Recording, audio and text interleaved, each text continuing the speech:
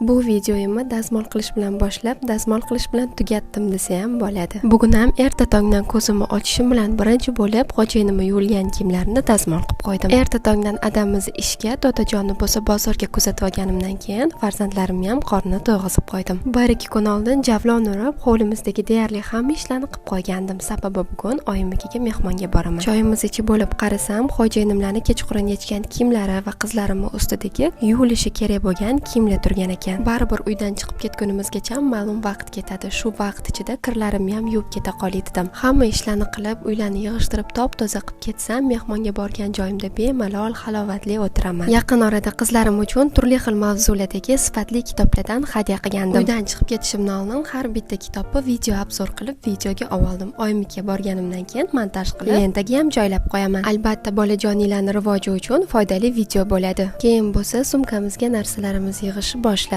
Havo salqinlab, qizlarim sal shamollagan uchun dorilarimizni ham esdan chiqazmadim. Qizlarim bo'snikida zerikib qolmasligi uchun bir ikkita kitoblar bilan razvayushiylarni popkasiga ham solib qo'ydim. Qizlarimga insti parashogini berganimni ko'rsatganimda nima uchun deb so'ragan edilar. Shamollash endi boshlangan vaqtlarda shu parashokdan bir kunda 2 mahaldan bersanglar tez tuzalib ketadi. Uydan chiqib ketishimdan oldin eng oxirgi qilgan ishim hali yuvgan kirlarimni dazmol qilib to'g'irlab qo'ydim. 2-3 kun biza yo'g'imizda xo'jayinimlar kiyim qidirib, oborib bo'lib qolmaydigan bo'ldilar.